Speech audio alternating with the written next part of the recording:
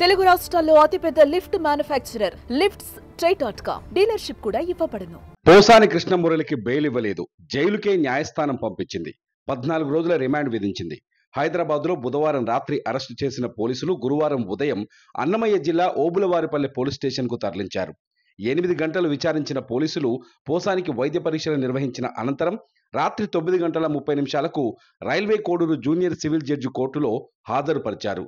9 గంటల 30 నిమిషాల నుంచి అర్ధరాత్రి 2 గంటల 30 నిమిషాల వరకు వాదనలు జరిగాయి. 5 గంటల పాటు ఇరుపక్ష వాదనలు వినిపించారు.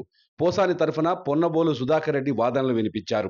బిఎన్ఎస్ చట్టం ప్రకారం పోసానికి 41A నోటీసులు ఇచ్చి బెయిల్ ఇవ్వాలని పొన్నబోలు కోర్టును కోరారు. కాగా పోసానికి రిమాండ్ విధించాలని పోలీసుల తరఫు న్యాయవాది వాదనలు వినిపించారు. ఇరువైపుల వాదనలు విన్న మెజిస్ట్రేట్ పోసానికి 14 రోజుల వరకు రిమాండ్ విధిస్తూ తీర్పునిచ్చారు.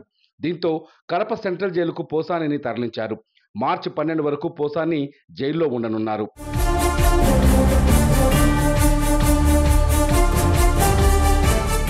చంద్రబాబు పవన్ పై అనుచిత వ్యాఖ్యలతో పాటు కులాల పేరుతో దూషించడం, ప్రజల్లో వర్గ విభేదాలు సృష్టించారని పోసానిపై జనసేన నేత జోగినేని మణి ఫిర్యాదు చేశారు. పవన్ కళ్యాణ్ పై అనుచిత వ్యాఖ్యలు చేశారంటూ ఆయన ఓబులవారిపల్లి పోలీసులను ఆశ్రయించగా పోసానిపై 196, 353(2), 111 రెడ్ విత్ 35 సహా పలు సెక్షన్ల కింద కేసులు నమోదు చేశారు.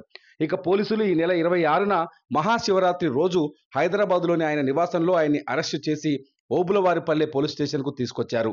అనంతరం వైద్య పరీక్షలు నిర్వహించి సుదీర్ఘంగా విచారించారు. పలు మీడియా సమావేశాల్లో ఆయన మాట్లాడిన క్లిప్పింగ్స్ ను ఉంచి పోసాని ముందు ప్రశ్నల వర్షం కురిపించారు.